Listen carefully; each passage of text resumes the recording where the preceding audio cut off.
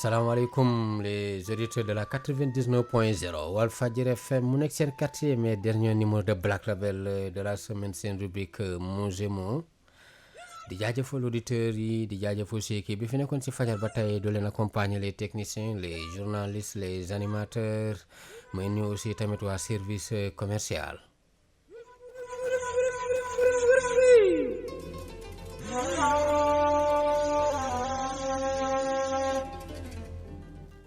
jaajëfal aussi équipe bi ñuy accompagner ci liggéey bi les fans club de Walfadjri Black Label Family nekk le slam la belle plume poésie jaajëfal aussi ñëpp ñi nga xam ne aussi dañuy béggee les cultures mu nekk Mots et Mots tous les jeudis de 14h à 16h tey même honneur dara fii monsieur Voix Potable mais aussi tamit tey daf may présenter tamit keneen beneen slam en attendant aussi monsieur Manganès DXI li may def mooy d'ici 30 secondes dama leen ni ubbil micro bi ñu commencé suñu plateau slam sama gaay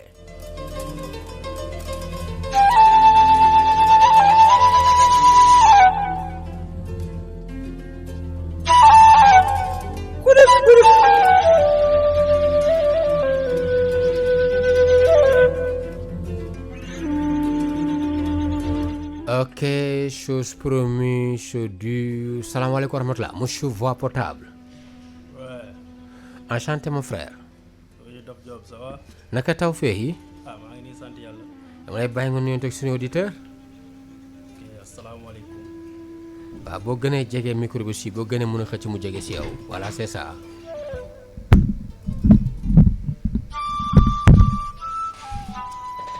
Asalaamaaleykum auditeurs yi.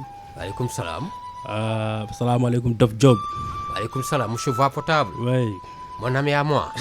Sinon. mais naka taw fee yi. Ah, maa ngi nii sant yàlla de. naka Casamance. Casamance mu ngi noonu de. ay yéen a ngi koy représenter foofu. waaw sur loolu di ko représenter quoi. d'accord en tout cas salaamaaleykum ñu ngi rafetlu tey sa teewaay fii. di la jaajëfal si tamit si disponibilité bi ak li nga naw ñu toogandoo tey fii tey ba 16h waxtaan baax a baax sama benn copain slameur moom nu mu tudd il s'appelle comment. Il s'appelle Pank le mystérieux. le mystérieux salaamaaleykum. naka taw fee. ñu ngi si jàmm bu baax a baax. waaw dama lay bàyyi nga nuyu teg suñu auditeur. waaw cher auditeur maa ngi leen di nuyu. di la nuyu yow également. yaay fay. ren ne ngeen teewlu ba si ba si kanam incha allah. noonu lay demee. waaw loolu am na solo. mais Voix Potable qu'est-ce que tu fais dans la vie. Man étudiant là quoi en sociologie. ah étudiant en sociologie. waaw mais nag pour le moment j'ai arrêté. pourquoi. Bah pour rien. non wax ma lu leer tontu ma lu leer frère. Non pour slam bi pour slam bi. slam bi moo tax nga arrêté. waaw moo tax ma arrêté de. mais léegi lan ngay def. Bon léegi maa ngi nii defaguma dara maa ngi déposé si ay liggéey affaire yooyu noonu. Voilà d'accord xool lu muy joxe quoi. d'accord mais est-ce que gisoon nga am liggéey pay doo ko bàyyi moo gënoon a wóor.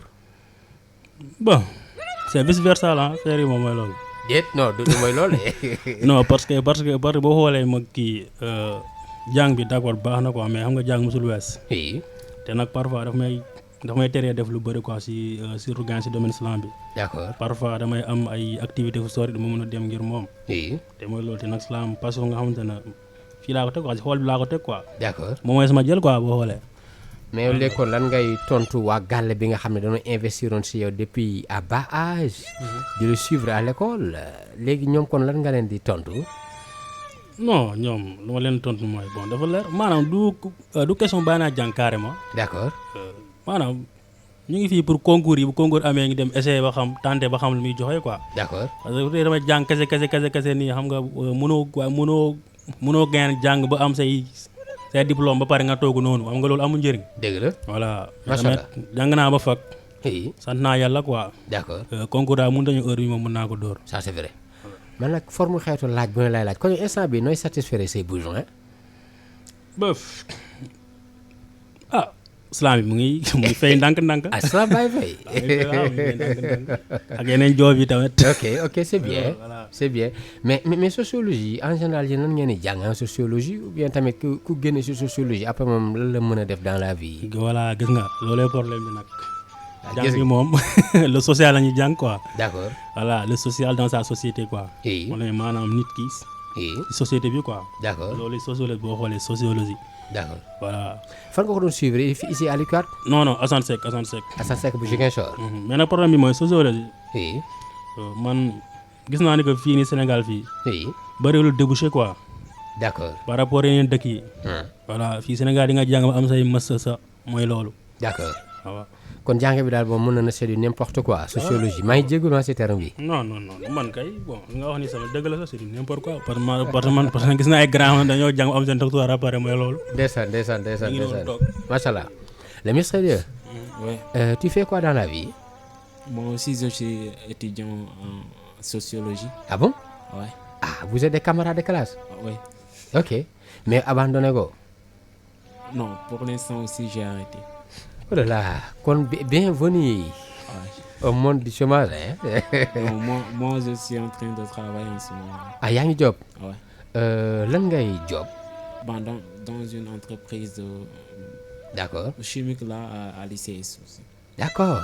Kon yow am nga xaalis ICS. Ouais. Ah, loolu baax na. Mais naka nga mën a jógee ci sociologie ba dugg biir ci ICS bi nga xam ne foofu c'est pour les scientifiques?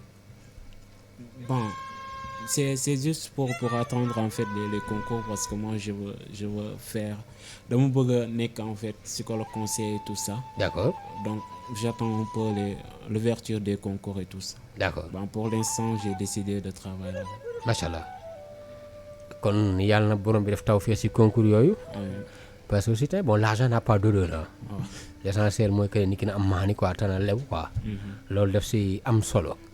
Mais yow sa base fan la parce que Voie Potable moom c'est Casamance yow sa fan mooy sa origine. Man tamit foofu la ñu xamante mais man fii laa jógee ma dem université Ziguinchor. D'accord. Après foofu la ñu xamante. Waaw. Bon ce qui est je ne dirais pas paradoxal mais lu si gën a neex mooy ñoo bokk village te foofu la ñu xamante quoi. D'accord. ñoo bokk village mais université la ñu xamante mosu ñoo xam ni moom ñun ñaar ñoo bokk village. Macha allah yéen fan mooy seen village. Ejile Bignona la nekk quoi. Ah biir Bignona. Mais seen turu village bi siiwul de ay Ejile yooyu siiwul de. non ñoo ko war a yëkkati. Voie Potable seen village bi siiwul naa deful buzz ah. non ñu ñoo ko war a yëkkati ci kanam.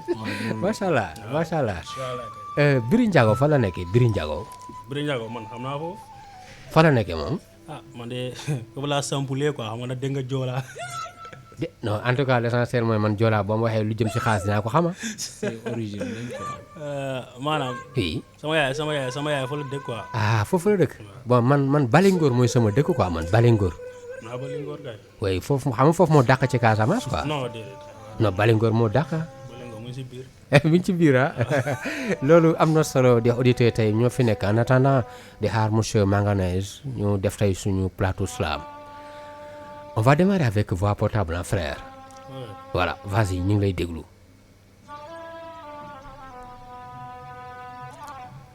Slam. Slam. Entre savon et peau, l'essentiel c'est l'eau qu'il nous faut pour la propriété de la peau. Entre origine et nationalité, la quintessence c'est la fierté chose qui fait la clé de l'humanité. Alors Africains, panageons donc notre africanité avant qu'elle nous jette par la vanité. Revenons à nous car l'Afrique c'est nous. Nous dans nous sans exclusion du vous, de nous, ni du nous, de vous, mais tout en s'affirmant conscient, concret et ancré entre nous, de nous. Africains d'ici et d'ailleurs, privilégions donc nos valeurs. Pourtant ici, nous avons tout. La culture telle une progéniture, la coutume en guise de flèche pour combattre l'amertume. Nos ressources du confort, quelle source? L'or de Sabadola au Sénégal, les puits de pétrole en Angola, cette puissance économique du Nigeria, le cacao du Burkina Faso. Mais malgré tout, on ose caricaturer notre africanité, trépigner le fameux mot liberté, jusqu'à même vendre notre fille RT sans confidentialité, tu vois. Bah mais honte à tous ces Africains contre l'Afrique. Ces Africains qui aiment l'Afrique pour son fric. Ces Africains aux mille faces. Aujourd'hui Africains, demain contre son teint. Vice-versa. Ils sont entre 6, 9, 9, 6, 6 et 9, 9 et 6, 6 ou 9, 9 ou 6, 69 ou 96. Jamais 66 ni 99. Très difficile de les distinguer du vrai comme du faux. Tantôt réel, tantôt idiot, bon en valeur minimale, médiocre à prix maximal, lamentable avec leur cartable. Ah mais quel est le problème de l'Africain, putain? Est-ce l'Africain lui-même ou le colonialisme de ce qui nous mène, mal mène, avec ses sorts épiques qui nous piquent, aïe, fort, aïe, très fort, aïe, sans regret sur ses pics. Hélas, au secours, très chers membres du mouvement panafricaniste, de par vos visions nationalistes, focus au CACSUP, gloire au poète de la négritude, de par leur poésie en valeur miroir, leur verre au reflet, pouvoir. Bref, Africains d'ici et d'ailleurs, unissons-nous pour une liberté totale, mais tout en conservant notre africanité, car elle est la clé de l'humanité. Salam. Salam. Ah, c'est la clé de notre humanité. Machallah. Mystérieux, dégg nga sound dégg nga lim déclamé. Ban commentaire nga si am. moom nag sama mentor la quoi. D'accord. Donc damay jàng si moom. Oui. di apprécier tam lu muy def. D'accord. Donc dama koy rafetlu rek. Mais il parle d'africanité yow ban entendement nga am ci africanité. Il parle d'africanité yow ban entendement nga am ci africanité. Bon lu mu wax dafa nekk lu dëgg quoi. Oui. Donc woykat bi mu ngi koy wax Tiken Jah Fakoly le problème de l'Africain en fait ce sont les Africains. Les Africains, d'accord. Donc du coup moom dafa soulever loo xam te dafa am. Dëgg la. Donc am na ñuy laajte comme lu mu ko waxee ci texte bi. Oui. problème bi ndax ñun africains yi la. wala européens yu lii mais kii bi maanaam cause yi mënuñu ko pousse rek les européens parce que ñun tam dañ ci am part de responsabilité. D'accord. Du coup comme idéologie Thomas Sankara. Oui.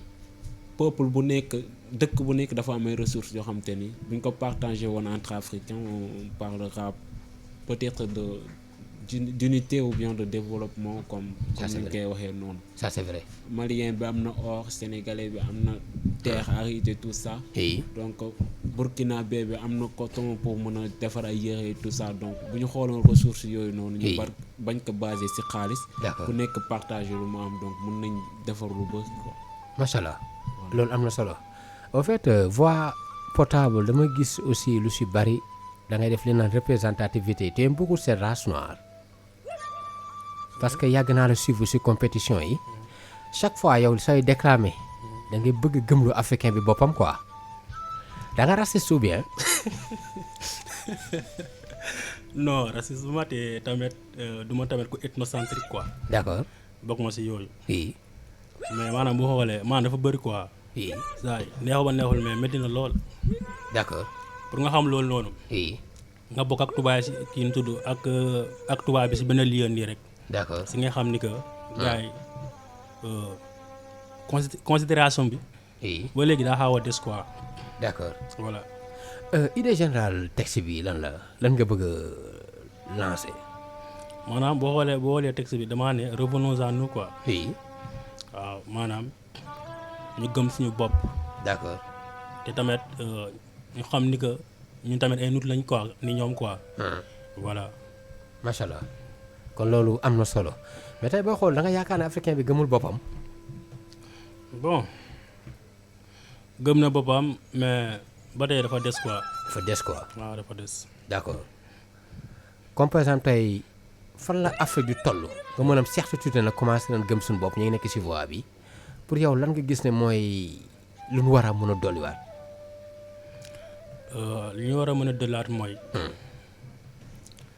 d'abord parce que boo xoolee xam nga affaire yi yëpp problème bi yëpp.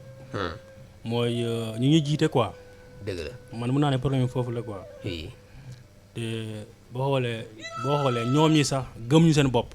d'accord. parce que ñoom bu ñu demee sax ci tubaab bi sax dañuy wàññi seen bopp ñoom. voilà te nag loolu nag moo jàddul quoi. d'accord macha allah kon loolu am na solo kon donc li naan jamais trop tard pour bien faire nañ jéem a yeewu quoi. voilà c'est ça pour mu nekk benn avance suñu continent. yeewu askan wi quoi. mais tey boo xool même tey les occidentaux ñi ngi jéem a def le maximum possible pour defar Afrique ñi ngi ñëw di indi seeni bagages. comme lan. bon par exemple tey ñu ngi ñëw di renforcer suñuy hôpitaux di ñu dimbali say aide. moo ñu ngi tabax écoles yi aussi. ñu ngi créé ouverture ah.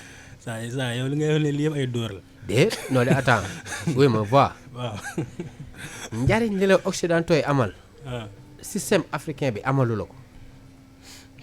maanaam oui occidental boo xoolee moom mënul jógee fii ba fii pour ñëw jàppale la kese. d'accord yaa ngi comprendre. oui maanaam moom bu ñëwee fii rek day ñëw si daal idéologie daal jàppale la quoi. d'accord mais moo si xelam daa amoon lu muy xaar si yow. te nag wala boo xoolee njëriñ boobu noonu moo gën ëpp doole que moom lu mu tudd lu waral ñëwam bi en fait quoi Afrique. d'accord voilà. macha allah c'est bien kon baa ñu déglu le mystérieux comme ça ñu xool aussi moom premier texte bi muy déclamer le mystérieux. Wow. On t'écoute. Slam. Slam. Entre l'existence qui défile et le destin que le temps tresse. Entre les roses qui se fanent et celles arrosées de tendresse. Entre l'amour qui se chante et celui que la haine caresse. Les hommes se succèdent, mais des histoires et des caresses. J'ose croire que la terre est plate, car le monde ne tourne pas rond. Certains se voient toujours inférieurs et d'autres se croient barons. Pardon, il n'y a de tonalité que des do, ré, mi, fa, alité. Nul besoin de tenir le coup, au final ce n'est que du fatalité. Je parle bien français, oui je sais, mais ce n'est pas ma langue, on me l'a juste imposé. Et si je ne la parle pas bien, je me fais moquer ou lyncher. L'Occident nous l'a apprise juste pour nous dominer.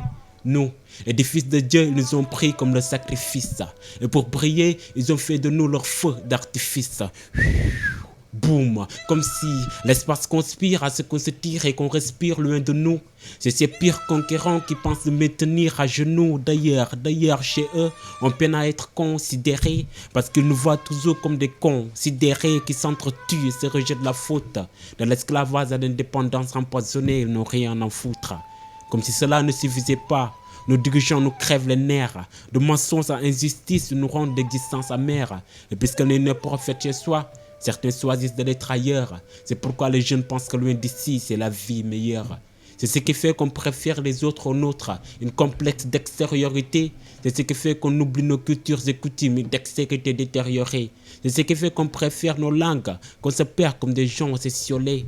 Làkku nasaraan yi gënal nañu suñuy làkk ñi leen di làkk naan ti see am sorry good afternoon mel ni ñoo leen sàkk daanaka sa dañoo tënk làkk jël lu gën si ñun làkk ngir ñu fàq suñuy làkk jàpp ni bu baax bi lañ leen a jàkk suñu mbatit suñu mboor suñu aada ak suñu cosaan dañu di suñu koom si xanta moo fi waxoon am réew mënut dem kanam bu fekkee dafa sukkandiku si làkku keneen ba fi wasam moom moo newoon nit mënoo di rawante nit ba noppi di ko àbbi dàll loolu de bu leen doyul man doy na ma xalaat daal ndax fii nasaraan sa lay sori loo say ñoñ topp ñu la jàppee xar naa na bëgg laa sexal ngooñ nasaraan seen ñu tooñ wala suñu xelee lompoñ lu bëri si suñuy jigéen a ngi fulli seeni der xeesal ngi roog ñoom roy dàkk la ñuy ndamoo xaaral sama reetaan ndax mënoo roy nasaraan si ba gën kaa doon nasaraan amul lu gën a gànjaru lu fi maam bàyyi mu di làkk wolof àlla ko buri fi na taawa dengam pulaar ba jut fangiran ko nufaanu ko katoli furima ko wati ku jamaat mbembaw ya minto bolo fisaya bamananka eloko eliki bankoko fatikala biso bankoko ya lingala ezalité slam voix potable waaye li mujjee làkk nga may tekkil si wolof loolu la. parce que xam naa joolaa la mujjee wax ah. waaw joolaa bi. lan la wax. maanaam dama bëgg a wax ni que. oui. ñun ñu ngi bàyyi quoi mooy suñu maam yi lu ñu joxoon quoi te loolu du yoon. d'accord. waaw lu ñu bàyyoon quoi autant pour moi. oui te loolu du yoon waaw. d'accord. sens boobu la quoi.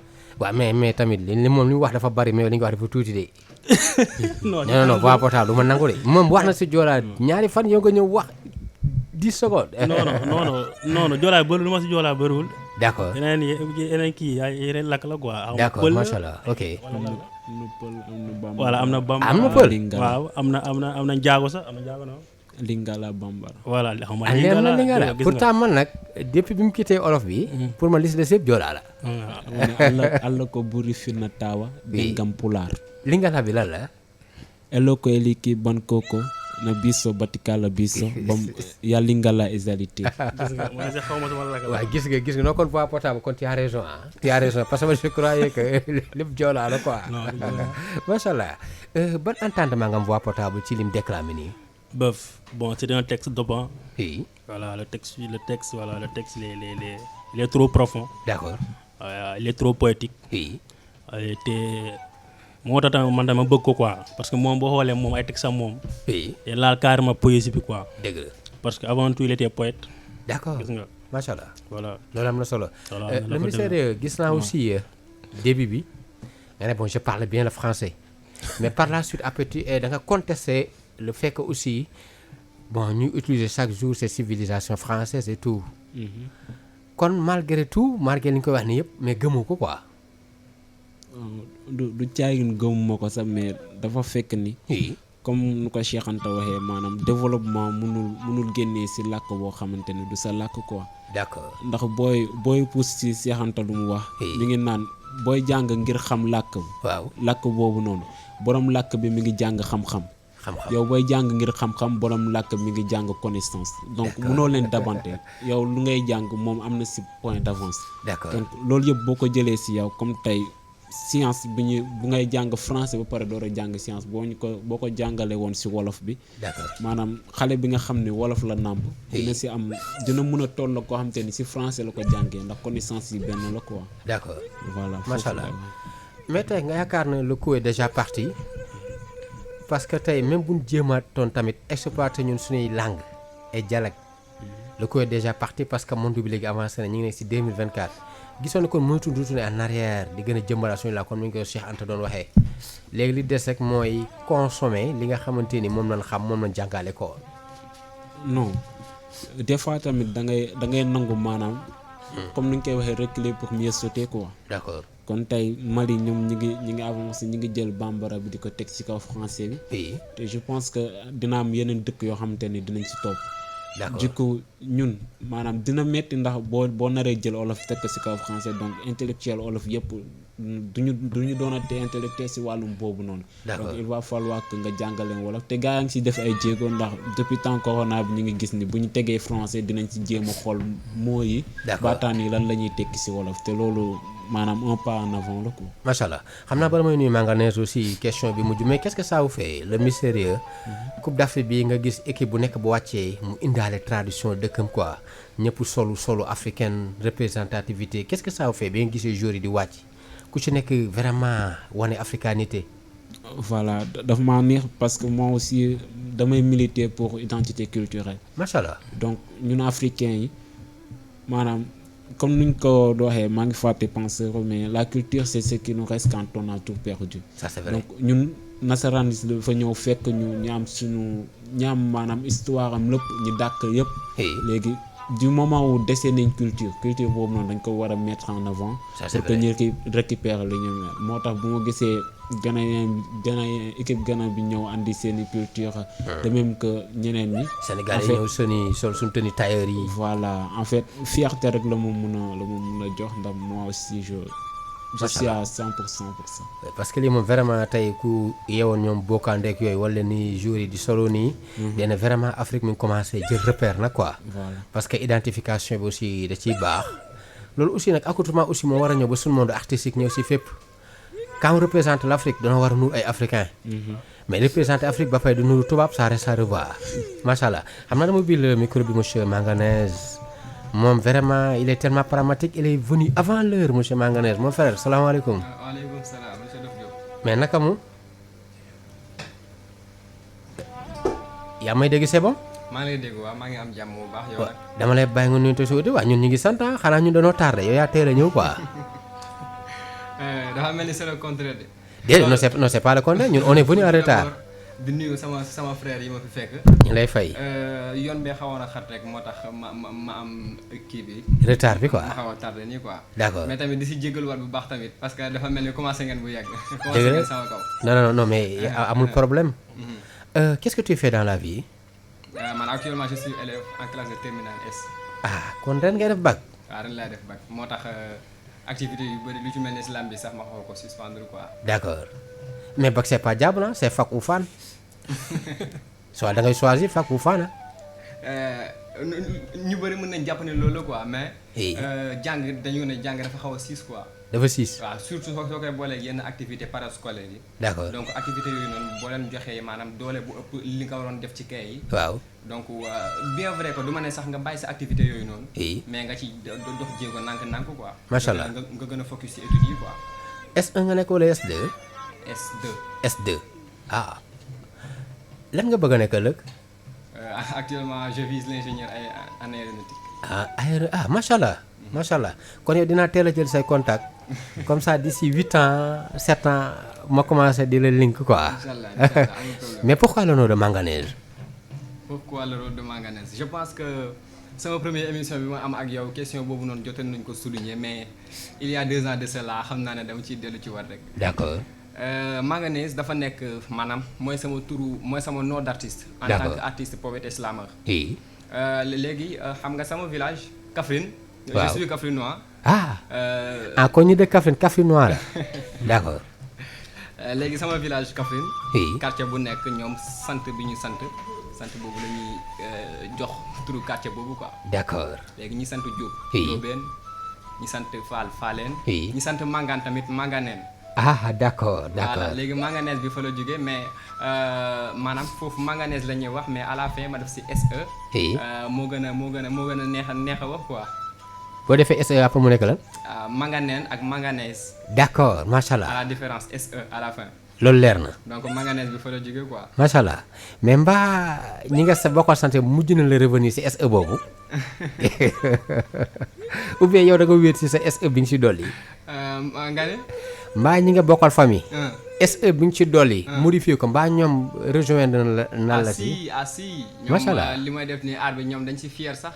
macha allah en plus ñu ngi ma siy soutenir bu baax quoi di leen nuyuwaale képp ki nga xamante ne nii il a été là depuis mes débuts. d'accord donc ça loolu moom man lu may rafetlu la quoi. d'accord lu may rafetlu la parce que ñu ngi ma si jàppale bu baax a baax. macha allah d'accord on va écouter le grand monsieur voix potable comme ça aussi mu emporte ñu voyager ñu si plus moom voix potable on vous écoute.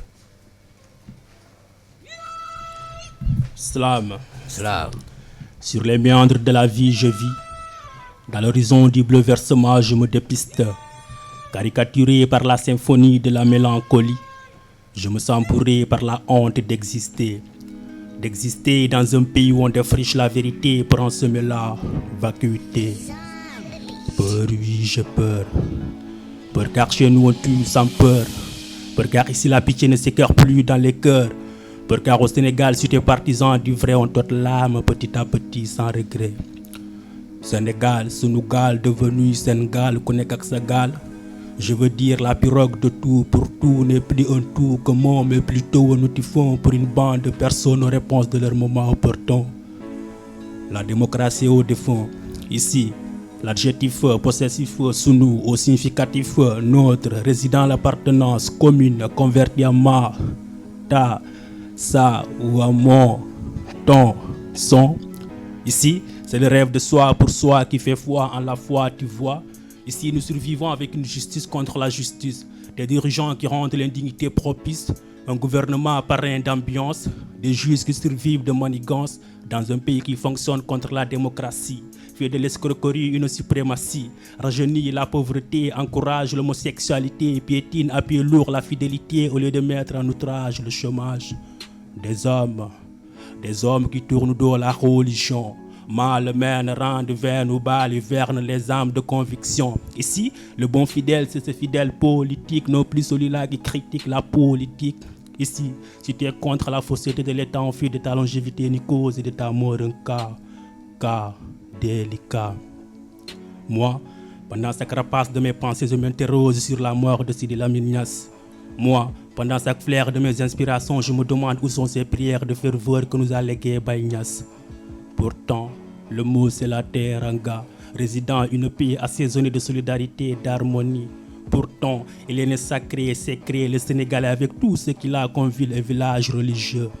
Ici, nous avons tout bas de chez Ahmadou, Bamba, Nkis de Mecque, Makka, Tiwaoun en référence avec la Médine, Médina, Popanguine pour Rome ou Vatican, le monument de la Renaissance comparable à la Tour Eiffel, la Casamance avec ses ressources, sa source, L'histoire du Sénégal est plus profonde d'histoire que les deux guerres mondiales. Ousmane Sonko a la valeur de Sankara. Guy Marius Sagna sapé de bravoure comme Che Guevara. Nyankoué Diogoy vaillou d'humour comme Michel Gaou. Walf TV formidable dans l'info comme la France 24. Et nos cultures claires de progéniture. Mbok kon nañu jokkoo jàppoo te déggoo Black mbooloo nee nañ aduna potun daal da ngay naan sa morom naan ku nekk ak sa wërsëg di nga ko jël balaa ngay dee sa waay mu ne la yàkkamti yàkkule kon jaru yàkkalaati salaam. ba mu ñëw sama question bàyyil ma laaj monsieur Manganès maa ngi ne déglu nga texte bi.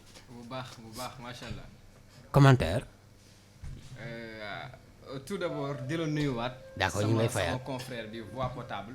ngay fayaat. waaw amuñ occasion xamante nag mais. Oui. d'après rumeur yi ma dégg ak ay déclamations yi ma dégg. Oui. surtout à la compétition passée donc li ma mën a wax rek mooy big up à lui quoi. d'accord en tout cas gis naa ci moom loo xamante ne nii jamono ji ñu toll nii ci artiste maanaam sama morom yi ko mën bëriwul quoi. macha allah donc encore une fois respect à mon frère. macha allah d'accord texte bi yow tey bu ma ko waxoon ko synthétiser ma ko monsieur Manganès lan ngay wax li mu jot a wax fii ban message nga gis ne moom lay lancer fii.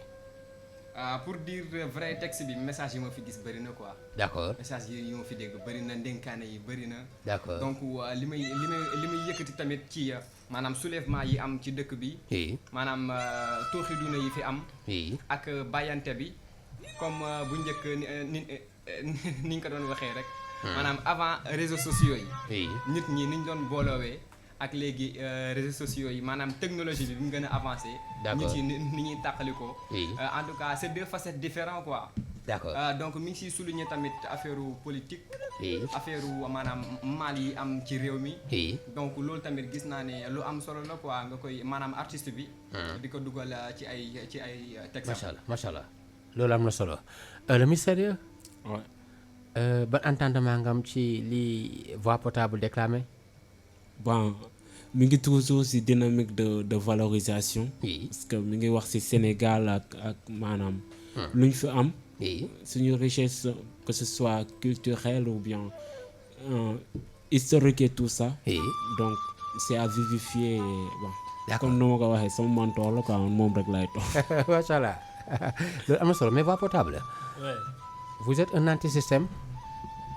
Je suis un anti-système. un anti-système. waaw Non, pas trop. d'accord mais dama gis kon militant nga. Man, oui waaw militant la beneen de. d'accord d'une idée hein. waaw waaw. waaw maa ngi gis aussi bon nga def particularité. gis naa nga ne Ousmane Sonko à l'image de Thomas Sankara. non non xaaral bul sori. d'accord maanaam boo gisee ma wax loolu noonu. oui parce que boo xoolee Sonko ak Sankara presque ñoo bokk idéologie. lu tax nga wax loolu. non maanaam ba tey rek valorisation Afrique rek ñoom ñaari ñoo bokk idéologie Sonko boo xoolee lu muy jooy ab loolu la. d'accord yaa ngi comprendre. oui man du question man bon Sonko parce que man Sonko laa bëgg wala non man avant de man je suis apolitique ah. ah bon. waaw non man ay yooyu moom mooy loolu. man artiste laa mais kon mais man selon ni nga bindee. def nga un big up à Guy Marius Sagna à Walfadjri ay France 24 c'est parce que ñooñu aussi ay anti-système la. moo tax ma ne baax yow anti-système nga maanaam plus mu anti-système nga yor. bof non mu nga ko wax. oui mais boo xoolee tamit révolution moo ak tamit anti-système tamit ñoo ànd. d'accord waaw te boo xoolee tamit ñooñu noonu tamit. ñooñu dañoo nekk ay leaders nga xamante ne. oui sont tous des révolutionnaires quoi. d'accord boo xoolee Guy Marius Sagna nit fitne la. ba pare fitne bi yëpp si dëgg lay doxee. déjà Ousmane Sonko tamit même chose. oui voilà loolu dama wax loolu quoi te nag waa voilà ak tamit ki ñu tudd Walf TV. oui xam nga Walf TV tey bu bëgg am te lu leer tey. oui Walf TV ngay dem. mais nag sinon yeneen kii TV boo fa demee. waaw gars yi ñu nëb lu bëri. ah déet am na yoo xam ne wane non attention de. non man gis naa ko man damay wax loolu. non ku ci nekk ci fi nga soxlaa lu leer. ah man kay gisuma loolu. non Walfadjri mën na leeral leneen nga soxla leneen lu la leeral beneen télé leeral la loola. man de gisuma loolu ba tey. man tey par exemple tey mën naa soxla ay images si BRT bi wala dara. ma dem RTS ñu leeralal ma ko. c'est possible. tey mën naa soxla tey yeneen image Sen TV wan ma ko. maanaam tey TFM mën na ma wan leneen ah. maanaam. oui ku ci nekk ak tos fi ngay niite quoi. waaw maanaam. d'accord. maanaam man may waxee mooy maanaam gis nga tey waaw diffuser li mooy maanaam juste fexe bi nga wax quoi. voilà maanaam diffuser maanaam da ngay ñëw xool yow fu la arrange nga diffuser. d'accord comprendre nga. oui. mais tey boo dee da nga ne tey information da ngay ñëw da nga joxe tey lu leer. après ok mu jeex. d'accord mais quant à joxe lii nii ngay nëb leneen xam nga loolu naa sul. voilà. d'accord macha allah kon loolu am na solo mais aussi ban entente gis naa aussi nga lim suñu terre sainte yi gis naa nga ne Popenguine Touba Tivaouane affaire yooyu ban message nga bëgg a lancer foofu. man naa bëgg a wane. oui. Sénégal lu mu am comme opportunité quoi. d'accord. parce que boo xoolee ñun Sénégal maa ngi ñu dara en saa neefa neeful. oui ci domaine yi yëpp. oui boo demee domaine religieux. oui religieux autant pour moi. d'accord am nañ dara sport. am nañ maanaam bon ñu dañoo complet quoi. d'accord macha allah kon loolu am na solo mais aussi da nga gisee situation politique bi ci réew mi. politique bi. waaw. ah ça y est nag yaa ngi ko nga xam ne mooy loolu. non mais il faut nga parce que aussi gis naa nga déclamer gis naa nga big up yenn politiciens aussi. dara naa si wa loolu méttiwul. d'accord politique bi waaw. bon politique bi moom naa ne ñun moom suñu politique moom. daa bëri les fausseté quoi. macha allah. waaw man loolu laa gis quoi. fausseté. fausseté waaw. ok voilà. par rapport à quel côté. parti au pouvoir xanaa. dégg la macha allah c'est bien vous aimez beaucoup résumer mais c'est bien. Mister Sérieux. Ouais. bàyyi ma dem si manganèse mu lancé ñu benn appel ma doog a ñëw si yow ah manganèse on vous écoute.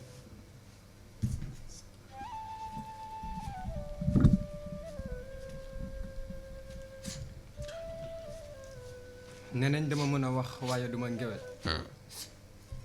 sabaata guddi rek waaye duma kewel ñi ne ma bari xewal déet dañu xamul rekk ni ma wax xatti ni lewel ma ni dërëm a gënal muuma kon saa mun wax yéen laay waxal saa munul wax it yéen laay waxal fene ma gënal tuuma kon jam ma balu fete la ma gënal lekk li ñu may saxal ci mbind mi léeg-léeg may bind di jooy mbaa di ree bind ci dund mbaa ci dee bind ci tisbaar mbaa ci gee bind ci lii mbaa ci lee bind ci li ñuy tëj di ko tijjee ma ni saw mbindee njëkkati mooy mujjee bind ci taxu boon ak njaayum póol ci pexeb yoonu noon ak ci roonu garabu ngoon wante borom gon ba yaaka doon kon na fa wax la fa mam waxoon ni ku dul jug ci tooñ àdduna du neex ba nga rëdd fi saw yoon comme on a tendance à le dire pas à pas vers le haut commençant par le bas pas à pas vers le haut commençant par le bas par-ci, par-là, encore là pour vous dire qui vous entendez depuis là-bas, oui c'est normal car je suis la part de la population combat, combat, combat, on nous pousse, on tombe en bas, plus bas, boum, boum, c'est bon, nous bombarda, mais qu'est pas ça, pour ça je suis le compas qui pique ces cons qu'on a, se disant que c'est bas, mais non pas l'esprit de Gandhi ou Lomba, sagesse de Cobra, n'en parlons pas, je suis la plume qui écrit, que les cris de mon nom s'écrit, R, ça c'est seule l'écurie, ma plume s'écrit, d'écrit à l'écrit te décrit, même réécrit le crime, et le cri des abîmes s'écrit, sur la majeure partie de mes meilleurs farcis, l'homme qui dénonçait malheur par-ci, ces mineurs tués par qui, même l'état-major durci, nos jeunes meilleurs partis, oui bien sûr que je suis manganèse, le roi des rimes surnommé la mayonnaise qui tartine vos cimes, sois à l'aise à l'écoute de mes rimes, mes mots qui pèsent car ma plume assume, en bref je suis tout simplement manganèse. Assalamu alaikum. waaleykum salaam wa rahmatulah. le Mister Sérieux. Ouais. dégg nga manganèse. déglu naa ko bu baax. ban synthèse nga si mën a tiré. Bon, tout d'abord maa ngi magnifier dicton ak nu muy découper mooy quoi. d'accord. nu muy maanaam appuyer sur rimer et tout ça. oui. Donc c'est un style que je magnifie et tout. d'accord. Voilà. macha allah il pose bien la voix aussi hein. Ouais. loolu am na solo. voix potable. Bof man de wàcc naa. ah bon. non waa Casamance suñu gaa wàcce noonu. non mais je m'incline ah. non waa Casamance suñu gaa incliné wu noonu ah. non mais sans bluff moom booy bi. d'accord. nice quoi. ok waaw. macha allah. voilà lu muy déclamer tamit style am boo xoolee. oui. c'est un style particulier à lui quoi. D'accord. Parce que mosoon naa ko déglu slam sculpture. Slam sculpture. Voilà. D'accord. mosoon naa ko déglu. yaa ngi doon troisième non. Non non daaw dafa mel ni daaw. waaw daaw moo doon troisième j'espère. D'accord. da ko daan déglu mooy sax gi ma ne ay carton rouge. voilà. waaw effectivement Voilà. effectivement kon yaa ko doon suivre. voilà nga daan Macha suivre. nice na trop. taxawoon nag William si côté bi nii. D'accord. demee. Oui. mais nice quoi laa daan wax William sama ne non mais boy bi vraiment. Oui. Il est bien. macha allah. voilà yaa ngi tudd William ana William sama copain. William xam naa mu ngi fii de. instant bi moom mi ngi fayeeku quoi moom. waaw mooy visité nañ. loolu am na solo le champion d'Afrique di ko bëgg aussi foofu mu nekk monsieur Mystérieux. Ouais. On vous écoute. Slam. Slam. Poésie. Sois mon pot de vie. Pour que le verbe se vie et que la parole s'expire. J'inspire et je m'exprime. À la recherche du ton perdu que mon aventurier s'embuse et buté sur le slam. Alors je me suis rendu. Les mains en l'air, les bras hauts de peur. Le slam m'a séduit et a reçu mes bravos de cœur. Alors j'ai aimé chacune de ces instants où le temps s'étend et s'entend de par nos voix. Ces vibrations sonores s'entendent l'odeur que je reçois, de dans belle nature à ce que je vois. Vous savez ces vibrations qui nous font exploser dès le beat, bang, qui font trembler nos cœurs, boum, bam, font danser nos mots au rythme des tam, tam et font sauter nos âmes au son de ram tam pitam. À l'instant même j'ai envie de danser et vous laisser applaudir. Vous transmettre mes infinis désirs et vous laisser peut-être me maudire sans me le dire. Qui sait? Moi, j'en sais quelque chose. Car à chaque pas que je pose à mes pensées moroses, mes pros se reposent et causent. Alors ne touchez pas à mon art, le slam, car il purifie de sales âmes. Et à vouloir préserver le S, de salam je me suis heurté au L, de lutte pour recevoir le A, de amour au monde du M, de mots. Voilà ce qu'est le slam pour moi, semblable à se réveiller en pleine nuit pour essayer de comprendre des tyrannies de la vie et des mythes, car nos pires amis ne sont que nos vrais ennemis. Alors je tire la vie en fuite, le mal est mon pire ami, imaginez la suite. Poésie, sois mon pot de vie, transforme mes larmes en armes et ma flamme en état d'âme, car j'écris ce qui anime ma passion infirme et j'écris ce qui abîme ma mémoire intime. J'ai écrit la vie entre bonheur et malheur. Vous savez la vie qui en vit parce qu'on la vit belle ou laide. J'ai écrit la mort entre cruauté et certitude. Vous savez la mort qui nous emporte sans laisser crier à l'aide. Alors, de l'accord d'un corps à corde qui nous coupe le cou, j'ai trinqué la vie à la saveur de la poésie. Du coup, je suis si près de ce qui vous berce de l'être douce, je suis. Le vent qui dans chaque cœur se douce, je suis. Les pensées qui chuchotent et tous, quand seul dans la nuit le noir nous éclaire tous, je suis. Les vertus qui fêtent vos vers métis, artistes, alchimistes, je suis magicien de verbes tristes, griot des cieux, parolier des ailleurs, je suis. Punk le mystérieux, slam. Slam. Ah, monsieur le mystérieux. Slam. Voix potable. saa lim bind xaw na lëj gis nga de. benn plume bu complexe la. waaw naa ko fii de mun na problème pour la quoi. En tant que sociologue noo mu mën a décortiquer li mu bind. non maanaam boo xoolee salaamam bi jeu de mots la quoi. Jeu de mots d'accord. voilà te nag jeu de mots. Oui. Jeu de mots si moom. Oui. Plus aussi si slam bi quoi. D'accord. Si slam bi ak tamit slam bi tamit moom tamit na ko gisee quoi par rapport moom de manière subjective. D'accord. voilà. macha allah kon loolu am na solo mais en tout cas jeu de mots bi yëpp aussi benn suite logique lay wane parce que am ñoo am des fois des jeux de mots pour def ko. mais aussi def na benn suite logique c'est bien. Monsieur Manganese. dellu nga saay. Tout d'abord mystérieux. Oui. Big up à toi, big up. D'accord. Vraiment j'ai été ému. Oui. dugg na ma bu baax. D'accord. Man mën naa ne aw ma dara lu ma ci wax quoi. déet na di nga ci am dara la ci wax bien sûr. bi mu commencé déclamer man laa ne je sais pas actuellement ban fonction ngay def mais yaa ngi def ay recherche yu bëri quoi comme man.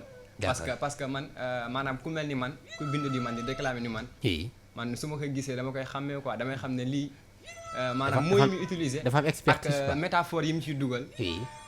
je trouve que ça style bu rafet la quoi style d'écriture bu nice la. D'accord. bu nice la te dama koy faral di utiliser en plus mal bi mu ciy wax souligner na si sujet yu important yu bëri quoi vraiment respect à toi mystérieux. macha allah macha même allah ton texte est mystérieux. macha allah loolu am na solo di ko jaajëfal di bégg aussi sama sister bi doon ma nuyu fii saar bi dama ko gëjoon a gis kon léegi ce qu'on va faire mooy que ne mystérieux gars yi nee nañ fi ngay bindee dafa kawe kii nee na jeu de mots kii nee na aussi sa écriture nee na laal na expertise quand tu écris lan ngay jël lu si bari comme pour se doper. bon man nag la plupart du temps balaa ma bind day fekk ma xaw a nerveux quoi ma mer ko. nerveux voilà. mais kon xam naa ba voix portable après da lay sox ndax booy nga defaat ñu fi après benn improvisation lu tax soo nerveux ngay bind. non en fait j'essaie de cracher ce qui est au fond de moi quoi. d'accord. du coup écriture ba day mel ni ay pourriture de pensée la maanaam. loo xamante ni mënuma kaa du ma ko këpp ci kenn dama koy bind. d'accord. après ma essayer xool nan laa koy ranger et tout ça donc. kon mën naa ne kon plume révolutionnaire nga quoi quelqu'un qui conteste. bon on peut parce que quand on est nerveux lépp luy bind ngay contester ou bien voilà. bon mooy loolu par exemple je peux écrire sur la vie je peux écrire surtout nekkul forcément loo xamante ni. d'accord moo meree loo xamante ni maanaam day toucher. mais yow boo kontaanee doo bind quoi. non. ah bon. non. kon yow doo son amour doo bind si amour. damay bind ci amour. wala bu la bàyyi rek ngay bind bu la décevoir. man je trouve que li mu wax nii côté lyrisme la gën a laal quoi. d'accord d'accord comme ne su énervé lay bind. genre pour se confesser pour sortir ce qui est lourd en lui. d'accord donc côté boobu la gisee ne moom lay. côté boobu moom lay waxee quoi. mais bëggul ne wax. du bind tamit ci côté plaisir ci côté amour. ah en tout cas moo tax mu jaar moo tax man kon xanaa doo bind son mbëggeel parce que ou bien bu koy bind xam naa kon bu koy bind mooy jour bi moom déception quoi xam naa kon si lay bindee. parce que sànq maa ngi ko laaj na ko est-ce que di nga partager aussi boo kontaanee nga bind mais il m'a dit non. kon na nga fexe nag bii paa na nga def maanaam particularité bu ñu jëlee coupe d'Afrique une deuxième fois na nga bind. parce que jour dañuy kontaan te foog nga bind ko. c'est bien voix potable. Ouais. On vous écoute. Salam. Assalam. Si le temps passe, c'est parce que les souvenirs restent. Et si les souvenirs restent, dis-toi tout simplement que c'est l'homme qui pense. Comprends alors mes dits comme ce qu'on a déjà vu. Ce qu'on vit prétend vivre en la survie, sans surplus, non la surprise de ce qu'elle nous prise. Prise en guise de vice. Une vis qui se hisse, tisse et visse le temps qu'on kiffe par des kiss. L'islam. Une prophétie, un art d'acrobatie. Le slameur 1, Messi, un partisan de la mer, l'audit. Ami avec le style qui l'espie, le fil de liaison face à ceux qui l'écoutent, le rabaisse ou l'élève en guise de voûte de ce qu'elle coûte. Il est bref, un prophète, de par ce qu'il proteste. Messager propagé dans l'âge, ramifiant, ratifiant, il est comme Idrissa, croyant tel Ayouba. Moi, je suis ce petit-fils d'Adam et fils d'Abraham, audacieux par Moïse, Moussa, l'homme qui a malmené le pharaon. De par mon inspiration, je suis la richesse d'Aruna, le plus grand, baron, hégémonique tel ça. L'amour, ma plume est celle qui aromatise la normalité avec régularité. Sur scène, je prie d'une beauté majestueuse comme Youssoupha, crédible de classe de Younoussa, résignant de foi pareil à Elias. Et Eliassa, ma voix reste sapée de mélodie comme celle de Bilal. Bilal, le premier muezzin. Aujourd'hui, si vous tous vous faites de moi un bon moment d'écoute et de divertissement, c'est parce que dans mes vers s'accaparent des jugements de paix et de charité que chantait Jésus-Christ. Jésus-Christa, dites alors Alléluia, sans crainte, ni réserve sur la personne que je suis, l'âme d'un prophète que je porte, dans Souaïbou, l'apôtre, l'autre ou autre, la louange de Noura, l'enfant prodigue que je mets au jument d'Ismaël, Ismaëla, l'âme convictionnelle de Jacob qui met image aux yeux aussi, cette force de Dev, Oda, qui a fait de ma voix une voix volumineuse et lumineuse, très bien raffinée.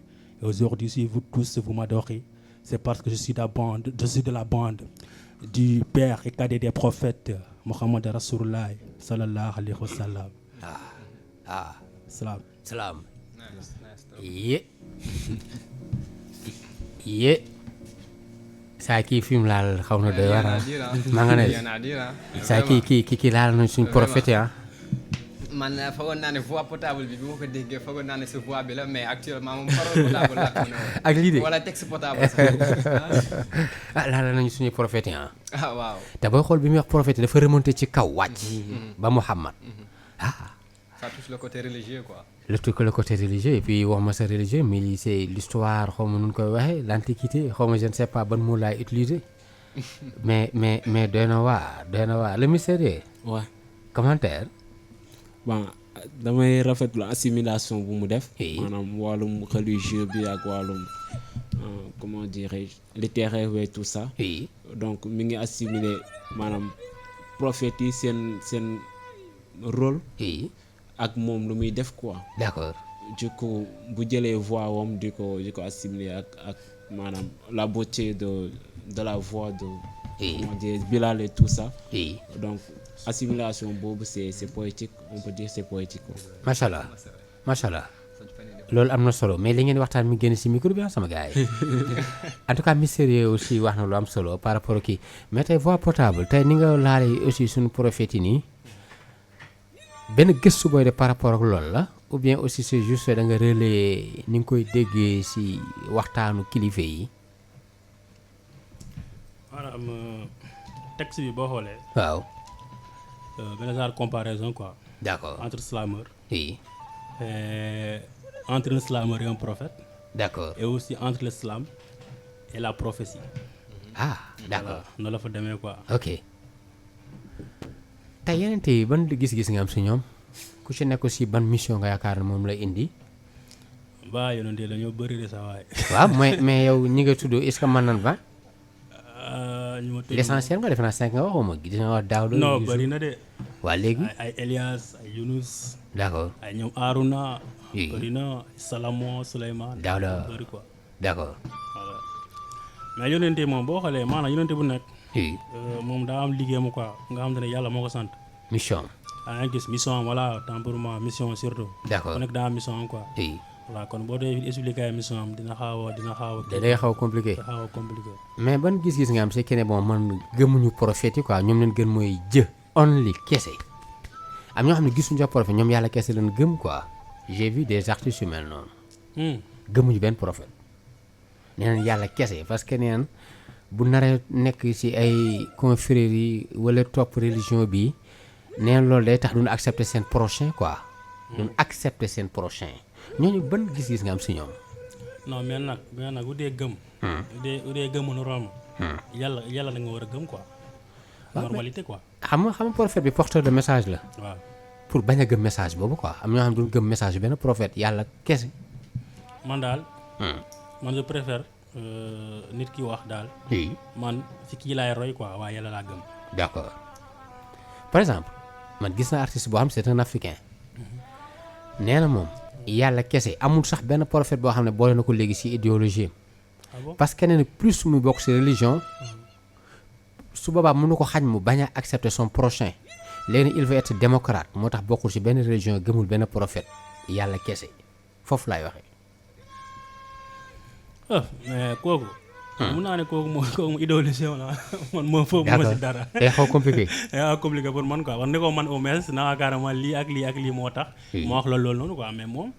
ay pensée am la. ça c'est vrai. man moom xaw ma ci dara. macha allah. waaw c'est bien. mayonnaise. voyagez la ñu on va voir.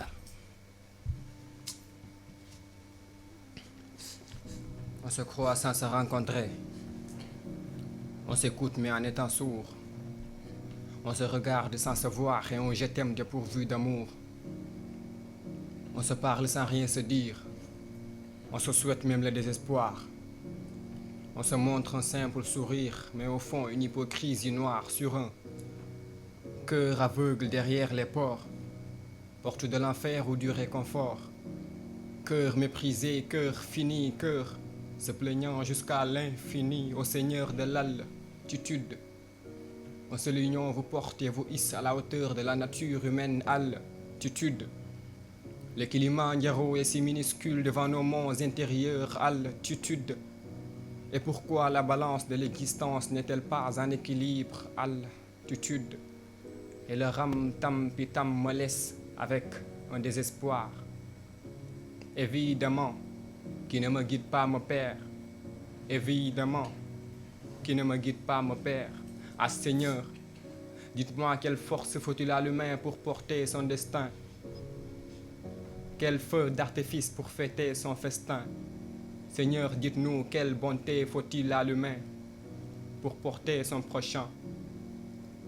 Bi réew bopp sa bopp doo nangu sax dëgg toq sa nopp ñëpp bokk benn wopp taxul ku ne yéene sa sopp yokk li damu jéemel ni kopp ñi daañi naan ñi di xëccoo li ciy toq ndaw ñaa ngi jéem jigéen ñaa ngi wane seeni feem mag ñaa ngi xemmeem waaye bi di léem moo ñu yéem bañ na ko balu xew ñu jiiñ ma ab cere bu tege ñu siim ma gëm ki leen yi naxa leen sax gënal ñu gëm ma damay laaj ndax dimbalante amul am ñi ko mos laa xamul seet naa ba seet wante gis naa ni jaay yërëm te lu sax moo jarul asalaamaaleykum.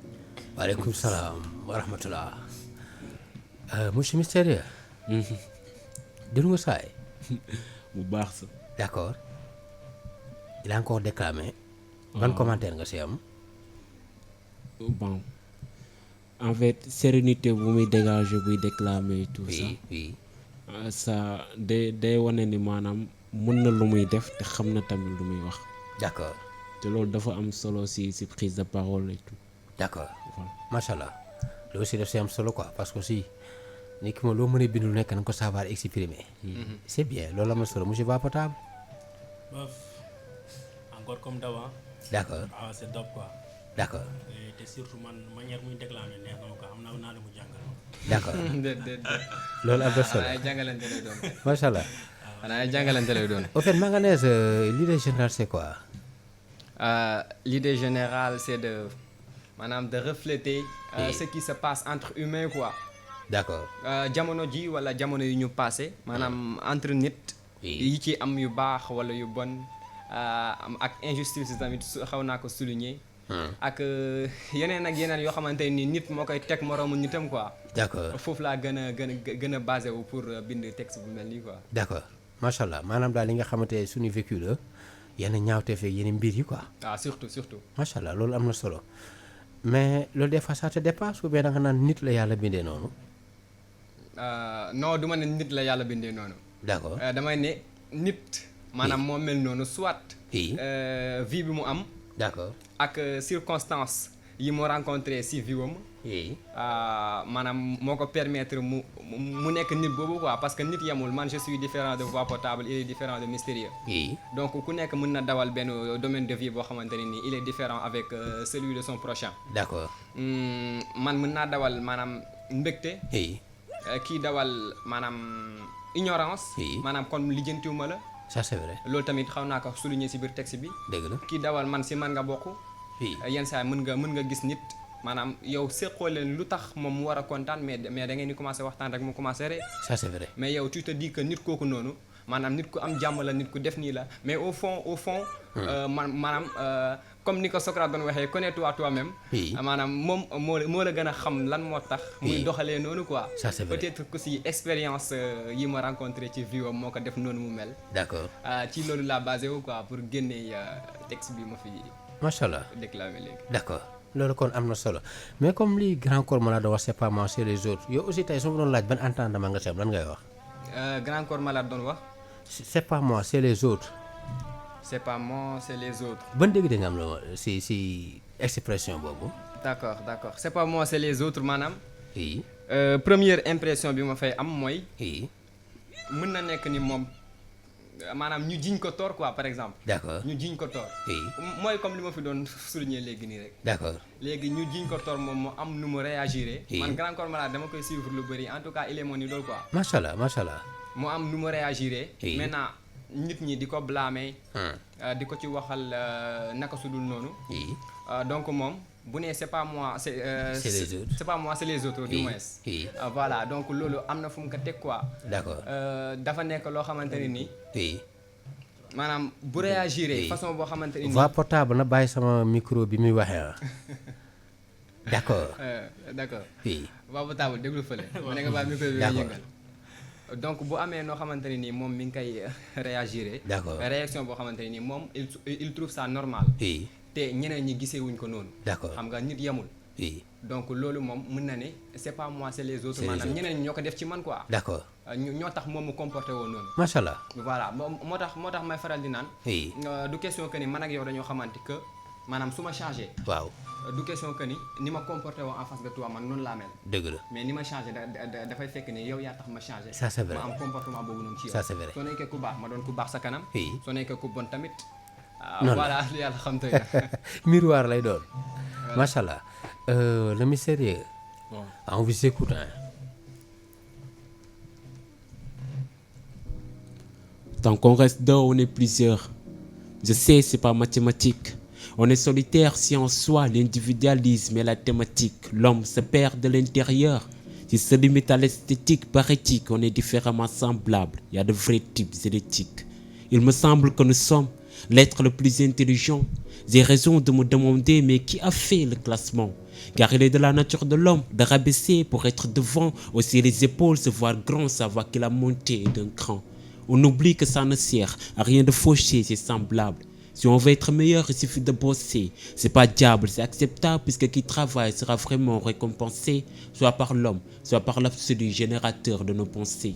Car par-dessus tout, il y a Dieu, même si on ne voit que le firmament. Ce qui regarde, ce sont les yeux, mais la raison conçoit différemment. La vérité n'est qu'un avis que la majorité trouve évidente, certains partagent, d'autres parlent juste pour montrer leurs dents. Trop de mensonges tenus pour vrai, trop de vérité décapitée.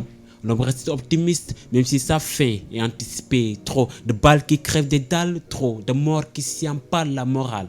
Perd sa morale puisque l'homme devient normal. L'effort fait l'effort, mais l'esprit d'équipe fait l'essor. Et à ceux qui victimes de tort, on vit la mort rompre leur sort. Ensemble, on a plus de sens, de chance face à l'existence. L'essence de la vie, c'est de donner sens à sa naissance. Tant qu'on reste deux, on est plusieurs. Je sais, c'est pas mathématique. On est solitaire si en soi l'individualisme est la thématique. L'homme se perd de l'intérieur. S'il se limite à l'esthétique, par éthique, on est différemment semblables. Il y a de vrais types et d'éthiques. Tant qu'on reste deux, on est plusieurs. Je sais, c'est pas mathématique. On est solitaire si en soi l'individualisme est la thématique. Parfois, c'est pas optimiste de se regarder juste par soi. Mais à un moment où on a besoin des gens face à nos multiples choix, c'est pas parce que l'enfer c'est les autres que le paradis c'est toi. Souvent la famille et les amis peuvent nous constituer de toi. Alors c'est bon de savoir sourire pour masquer ce qui nous blesse. Parfois on pleure parce qu'on tient le coup, mais pas par faiblesse. Une goutte de souvenir pour faire déborder la vase de nos larmes. Il y a ce qui se perd, se drogue, mais on en a l'art comme Parme. On se fie, on s'identifie par cet état de monde qu'on donne vie. On parle, on slame, tant pis à ceux qui nous envient. On suscite les lettres, on les maquille. On les fait respirer par nos voix. On a construit un monde différent, on en transmet ce qu'on reçoit. On a besoin des autres. D'ailleurs, l'art, c'est du partage. Sur scène, on a besoin de regards, claquements de doigts, d'autres visages qui nous fixent, écoutent et méditent ce qu'on leur dit. Quand on slame, ce sont nos pensées qui sont aux édits.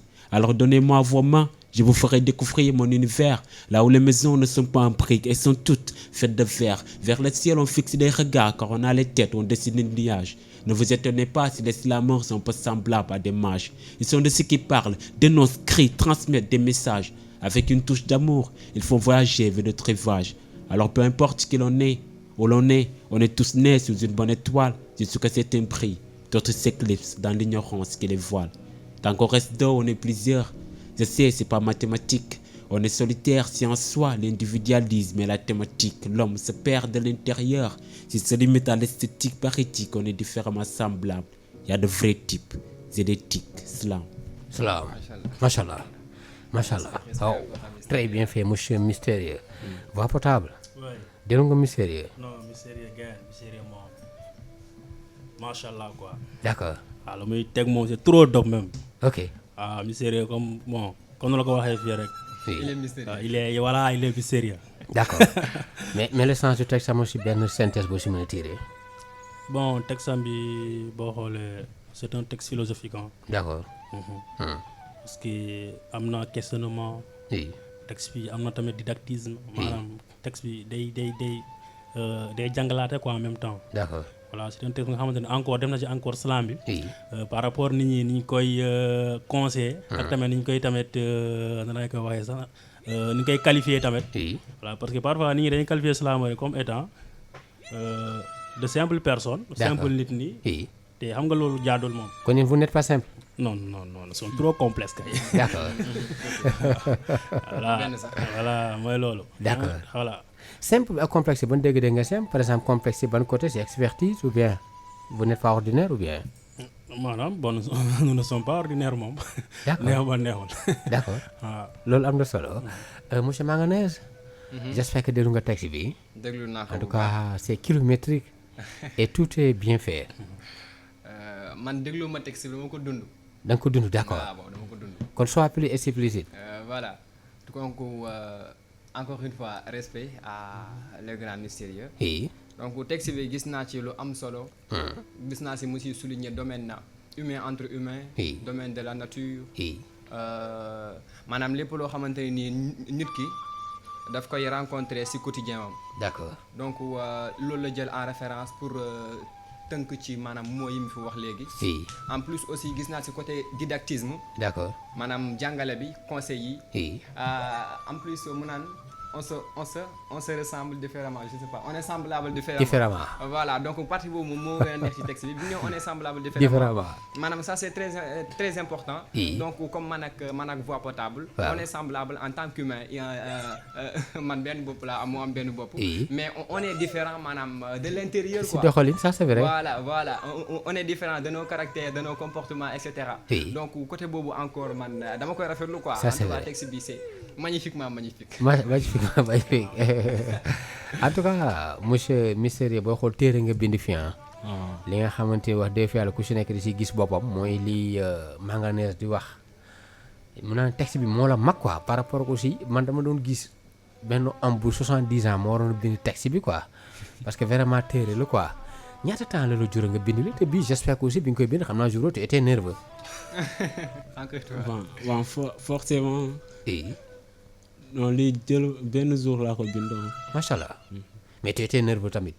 bon en fait si ay xalaat bu bëri la ma dikkalee quoi. d'accord moo tax maa ngi souligner ci texte bi. oui par-dessus tout il y a Dieu mais on ne voit que le firmament. Wallaahi. maanaam nit ki nekkul lu muy gis rek. waaw amul lu nekk ci ginnaaw loolu. dëgg la tey asamaan tey la ñuy gis waaye ci ginnaaw asamaan am na benn divinité bon damay wax pour ñoo xam te ni gëmuñu yàlla. ñu Waaw. mën nañ ne am na daal lu nekk ci ginnaaw asamaan. waaw léegi nag foofu laa jëlee wax li Oui. ma koy développer kon ko pensé nag kon ko xalaat dafa di loo xam te ni boo commencé xalaat rek day ñëw. day ñëw ça c'est mu vrai dem ba ci biir ma duggal ci islam bi ndax booy xool affaire bu lié la. oui maa ngi naan bu ma jógee ci par-dessus tout il y a Dieu on ne voit que le firmament. oui maa ngi naan dafa am trop de mensonges oui en fait yoo xamante ne dañ ko jàpp comme dëgg. dëgg la foofu tamit maa ngi wax ci wàllum spirituel et tout ça d'accord parce que man damay def ay recherches yu bëri. oui bon ce sont des choses que je crois xam naa ne ñu ko xalaat bëriwul. waaw mais dama def ay recherches ba daj ci maanaam benn pensée comme terre platiste quoi. oui comme tey ñu naan tey àdduna maanaam dafa plate. waaw boo jëlee wax sànq dégg boobu naa nga ne rondul quoi dafa plat voilà maanaam je crois que la terre est plate. pourquoi voilà donc dama def recherche ba daj ci ñooñu noonu. waaw ñoom seen idéologie maanaam mooy la terre. nekkul benn boule quoi voilà non boule la. Oui. mais terre kon ñun bu ñuy dund nii maanaam vaste étendue plate la. d'accord léegi boule bi terre bi ci wàllum ci doom la nekk doom bi moom moo nekk boule quoi. d'accord d'accord du coup mais ñun fi ñuy doxee dafa plate voilà D'accord, d'accord. rondeur terre bi maanaam boo jógee comme Christophe Colomb. idéologie bu mu amoon comme terre bi dafa ronde bu jógee waaw Espagne dina mën a daj Inde orientale ba mu yegg Amérique et tout. d'accord du coup bu jëlee Espagne di dem Inde orientale nekkul ni rondeur bi lay topp maanaam domaine plate bi lay topp. d'accord contournement bi la mais nekkul contournement bi. ça c'est vrai et après je me dis que ñoom bu ñu jugee foofu dañuy nekk comme maanaam li ñu nekkee nii complot la. Waaw. maanaam terre bi dafa am ñoo xamante ni ñoo ñu diriger. d'accord en dehors de Dieu am na ñoo xamante ni ñoom ñoo njëkk. am idéologie boo xamante ni. oui dafa développé comme NASA bu États-Unis d'accord et après ñoom comme lu ñu dund wàllum scénario la quoi. oui donc bu ñu jëlee foofu noonu idéologie Platon comme les cavaliers les esclaves de la caverne xam les maanaam oser découvrir la vérité. Et En fait c'est se libérer en tant que tel. d'accord. Du coup ma développer pensée boobu noonu après sentiruma si man kese moo tax ma ne tant qu'on reste deux on est plusieurs.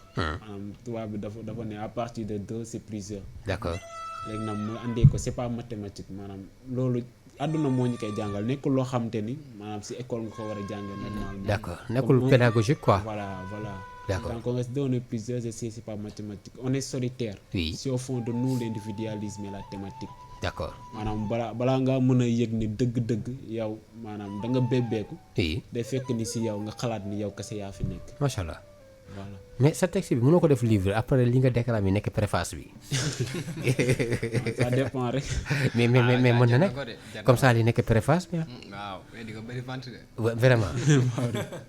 mais yaa ngi bind ay livre bien.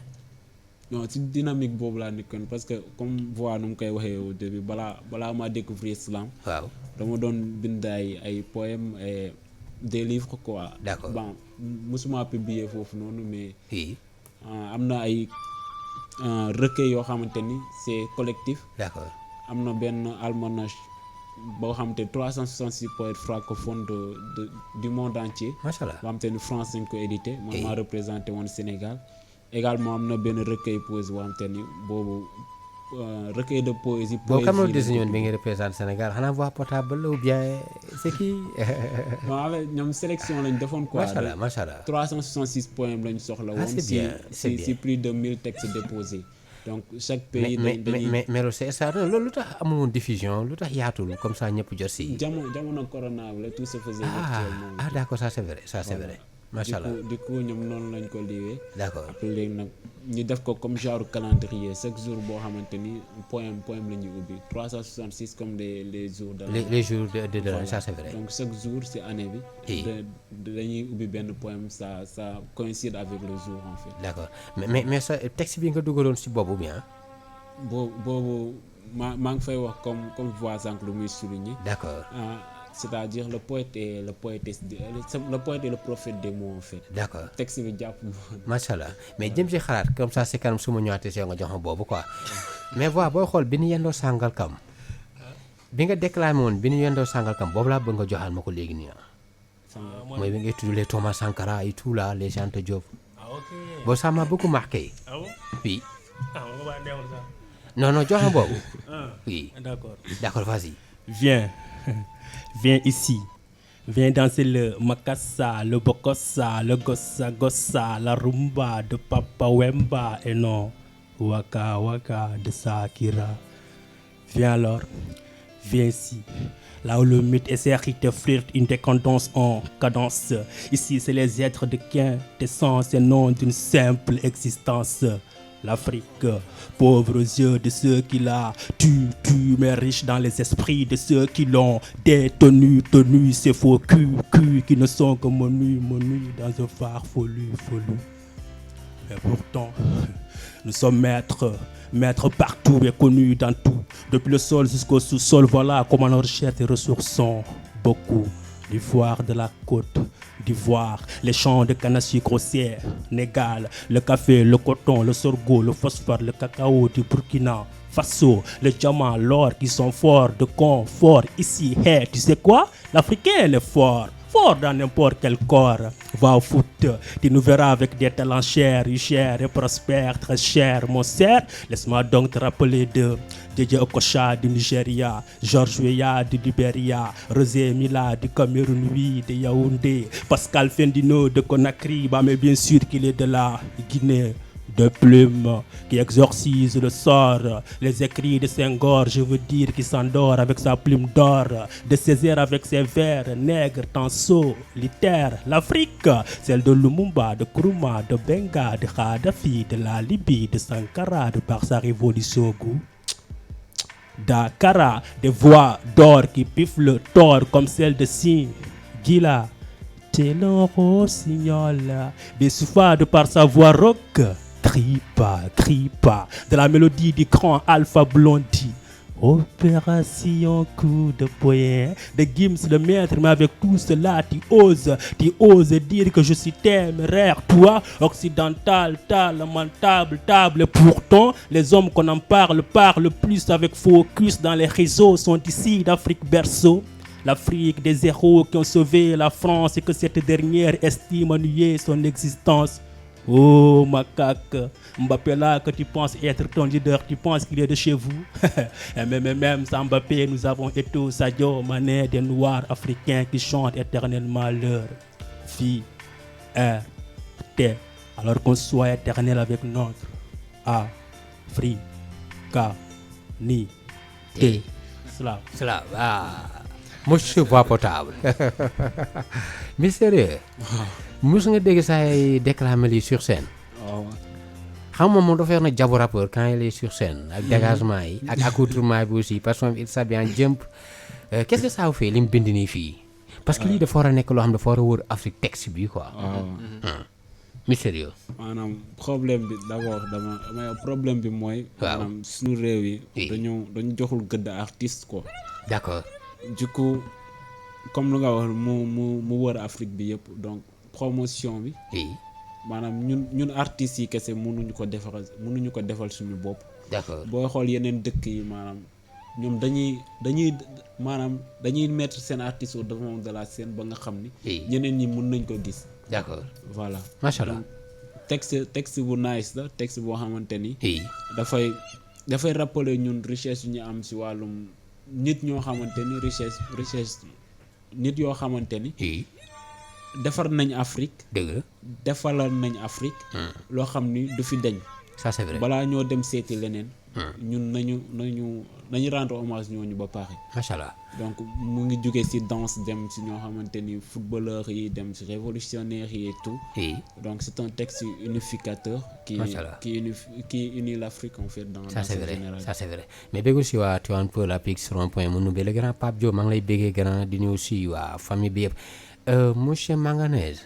oui taxi bi c'est 100% africain ban commentaire nga si am. en tout cas nice na trop vraiment. d'accord comme ni ma doon wax léegi rek donc comme ni ko monsieur le ministre yoo doon souligner. oui dafa nekk loo xamante ne nii ça reflète les ressources que l'Afrique a quoi. oui du ma ne texte bi dafa nekk un texte 100% sénégalais. oui mais un texte 100% africain Afrique quoi. c'est ce que j'ai dit donc d'accord. maanaam pays yu mu dem ci Afrique maanaam bu ko déclamer en tout cas. dégg la. dina doon lu dóob quoi vraiment. en plus tey dafa nekk mën naa ne sama jour de chance la quoi. d'accord ma ñëw ci plateau bi fekk fii sama ñaari coworkers yi wala Macha sama Allah. ñaari collègues yi. dégg nga. donc ñu doon ñi nga xamante ne nii ñoo bokk même style d'écriture. oui donc di bindee noo xamante ne nii maanaam ça reflète le mal, l'injustice et comme j'ai tendance à le dire, on est des défenseurs quoi, des défenseurs de la population ou bien de la poésie, des mainteneurs de la poésie ancienne quoi, comme ni ko kii doon souligner sànq si Césaire et cetera ñoom Rimbaud et cetera. Donc man je trouve que texte bi mu déclamé fii léegi nii. Pour bañ a génn sujet bi quoi. nice na trop nice. macha allah temps bi moo ko mayul. va peut-être boolu ci texte Macky Sall ak réalisation yi mu def. non da may tontu parce que aussi def na ay réalisation. bëri nañ sax ay terres yu ngand ay big stars yu daax ci Afrique ay aéroport yu baax. dina boole ko ci texte bi. non mën naa ci boole sax. waaw kon corrigé ko. loolu dara quoi mais nag. oui. boo xoolee Macky Sall loolu noonu lu mu def noonu boo xoolee loolu noonu pour Sénégal kese la quoi. ah d'accord li ma may wax nii. ah mooy ñu ngi def li jëriñ Afrique. voilà pour toute l'Afrique quoi. d'accord voilà.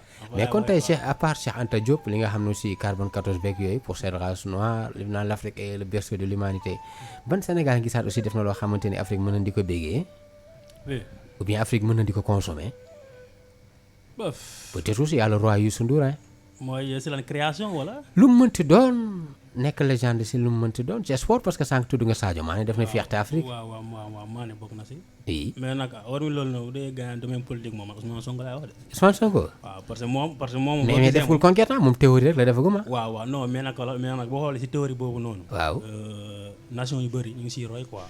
d'accord ah kon gars ñi ngi jël projet quoi. non man si ah bon maanaam tey boo demee tey Mali tey oui Mali boo xoolee ñoom daa mel ne sax ñoom moom Sonko quoi ah bon waaw xam nga gis nga loolu noonu wala gisoo kan man non man soo ma nee Sonko dama théorie moo amagu mais maa ngi xaar pratique bi loolu rek laay wax yàlla baax na pour l'instant théorie moo fi nekk d'accord waaw le fekk nga koy jël peut-être yow kon da nga nekk ci biir projet bi waaw mais man maa ngi xaar réalisation théorie projet bi vous êtes optimiste mu bokk élection yi man waaw waaw ah kon c'est bien li nga bëgg nga wax wala li nga gëm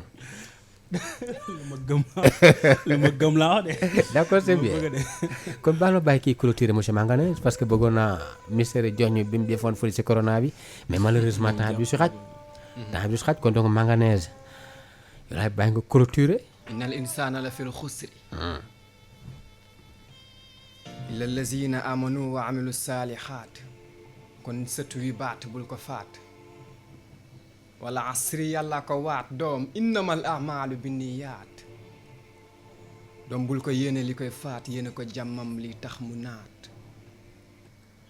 doom jamono doxul day law ni ndox maa ngi dem bàyyi la saa ginnaaw sàmmal sa bopp ba mënul sàmm sa gox doom jamono lay lekk ni cox kon jot amatul bi ti tànge jër naa lox ma ni xel yee jaxasoo xol ya la ma soo ni garabu yoo amatuma lekk sax bay am lu ma raxasoo doom kon maa ngi lay wommaat ci nga wàññi foo ma ne bul suul jëf bul wan baat bul taq ëf bul doonu jiit bul suul jëf ci baqanu faat doom ñaq bu nef sax bàyyil mu siit bëggo la xiif nga tàllal baaraam jox ko banaana maa nga yem ci yaaraam xala ngi saaraan dugub di seetaan mbokka ngi jaaxaan kon dëkk bee ngi caaxaan maam amatuma lu ma lekk sax léegi maa ngi yalwaan su lekk jafee génnee ngelawaay nañ ma may ma naan ndoxu démb am ndoxu tey wute wut ak ndox bu fa naan ku ma xañ ndoxu robinet ma naan ni ndoxu saayaan mar naan marul naan te fii ñi fi mara fi dul naan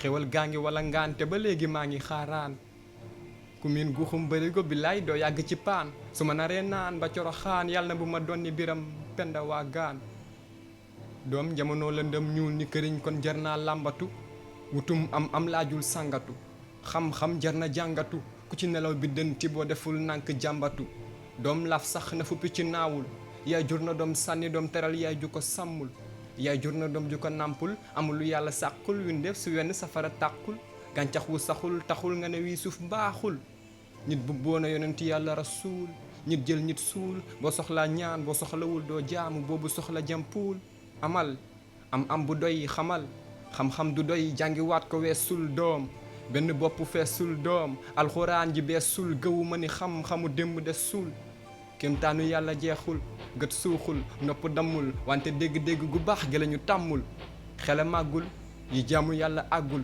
bul fàtte ne ba su penc fommul kon fàggul ndax foofee amul ku la fa rammul doom ku tëra diloo ko muur laataa yeewu mu réeku wenn kàddu laa fa suul te juróoma sulleeku wante nit a mel noonu boo tëjuwul tijjeeku boo letuwul fi réeku sàmm bu dul sàmm daal daa mel ni mbaam bu dul wangeetu mënumaa gëm ni bëgg nga wokk ba ñamewul xureeku faaw nga xam lu metti bañ lu neex ni juru góotu ñam bi sax laataa njëriñ faaw renam bu deeku mën na yàgg mën na naaja waaye ba tey bu déegul doom ku lewal mbëq suuf na la gënal ku lewalul ci rek siim ndax fa yàlla amul maa la sut ñoo maasa wala yaa ma tiim fii la say ndénkaane jeexee sadaxallaahu lazim wallaahi yàlla rek kay kari asalaamaaleykum aleykum salaam et voix potable kii wagana imaam la yow laa topp de yow laa roy de non ci yow laa roy non c'est grave c'est grave non saa manganèse non saa manganèse imaam la mama ngenees déet mystérieux waaw xam naa kàddu olof yi dina xaw mystérieux un peu ci yow boobu dégg naa ko si kon ban noo ko mën a synthétiser kon mais en tout cas message bi fort na lool sax ndeysaan en tout cas le message est dans le slam oui maa nga mystérieux maanaam balaa ngaa mun a dégg lu xel wala lu xol bu set wax. fokk it say nopp set. waaw olof yooyu de moo gën a seetali saa yoo. Voilà, macha allah moo taxit nag te déglu nañ bu baax lu mu wax. waaw tey dafa di loo xamante ni boo koy déglu. maanaam da ngay dugg si biir. dëgg la. mi ngi wax doom mel ni yow da ngay jël maanaam doom bi di déglu lu muy wax. yow da ngay nekkee wàllum da ngay nekk si peggum doom. moom mu nekk maanaam waajur bi wax. te boo ko dégluwee da lay jàngal lu bëri. dëgg la mi ngi wax maanaam àdduna lu mu mun a def si nit ki tamit nit ñi.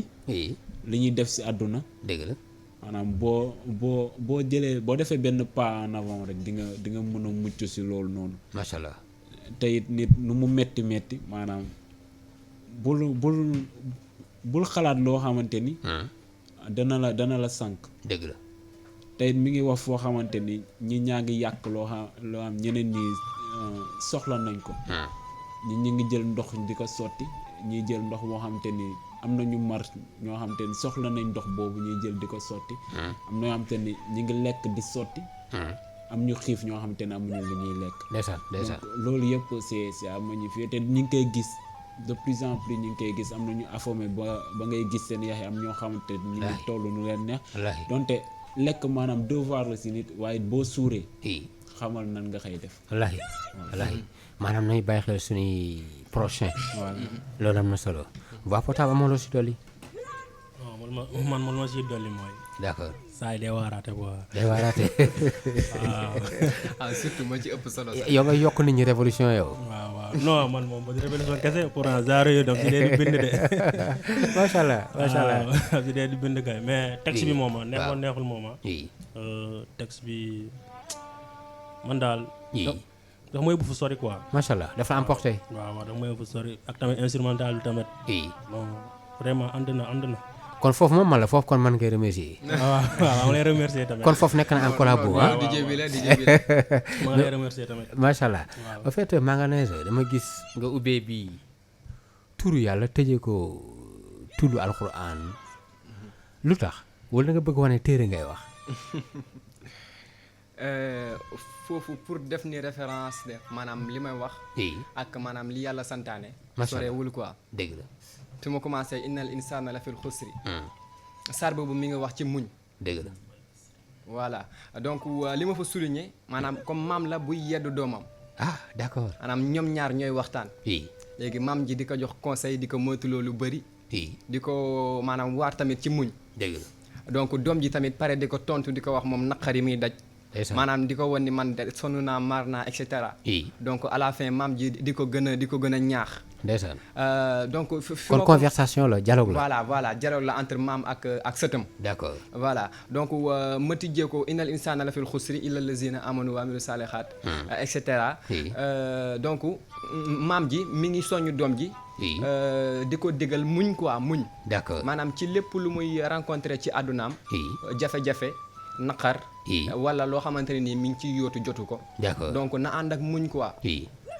voilà donc loolu laa amoon lu ma ci. macha allah en tout cas le message est fort parce que lii la rek à chaque fois mbir yi bu la gindiwul rek caaxaan lay mujjee indi te lépp éveil des sens la da nga yokkaat nit ki gëm la manière aussi on l'apprécie beaucoup ku si nekk seen saa laaj naa ko sànq li muy def xanaa may ñaanal monsieur voix portable. mu nekk un grand entrepreneur comme que bàyyi da léegi sociologie pour ñëwaat def ko seen bàyyi li mu bëgg yàlla na ko yàlla defal. amiin ñaanal aussi le mystérieux mu nekk un grand ingénieur. di ñaan si sama waaj aussi mu am bac S bi cette année ci mention très bien nag.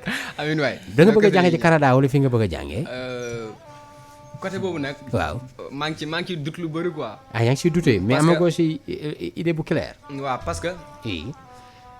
su ma nee Sénégal. waaw ak jamono ji ñu toll nii. man sax heureusement mën naa ne xaw naa am chance aw ma chance sax mais xaw naa am chance. d'accord série scientifique laa nekk. d'accord donc te ñoom lañ gën a valoriser. série maanaam ñi nekk L quoi L prime et cetera. d'accord donc te Sénégal dafa nekk dëkk boo xamante ne nii. même boo amee bac S fii ñaata yoon lañ fi gis koo xamante ne nii am na bac S am na bac S1 même. en même temps il est en train de chômer. ça c'est vrai gisagoo loo xamante ne nii mën na see jàpp quoi. ngir am si lu mu fajee ay besoins lu mu jàppalee ay njabootam. macha allah. donc loolu noonu di lancer wala message boobu noonu pour ñu bàyyi si xel quoi. D'accord. donc su ma nee maanaam su ma amee bac ba pare ndax damay dem jàng bitim réew wala damay toog Sénégal jàng. Oui. donc su fekkente ne jàng Sénégal may na ma won na ma lu dal sama xel. Oui. loo xamante ne nii su ma fi toogee man am naa ci yaakaar. Oui.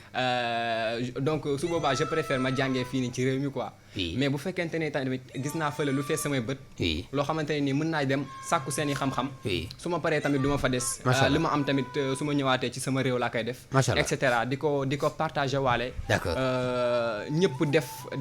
Pareil. li nga xamante ne nii moo mën a jëmal Ça, c'est seen vrai. réew. En tout cas scientifique bu dàq bind littéraire yi nga grand merci à vous merci beaucoup c'est à voix portable ak le mystère sama gars yi maa ngi leen jaajëfal di ñaan ak tawfiq merci beaucoup ñiy def keppaar gi ñu ngi ni toog un grand merci à vous di leen jaajëfal di jaajëfal si noonu déglu 14h ba léegi nii bu ñu fi jógee seen émission keppaar gi lundi Black Label à partir de 14h yàlla na jàmm yàgg Sénégal wi awut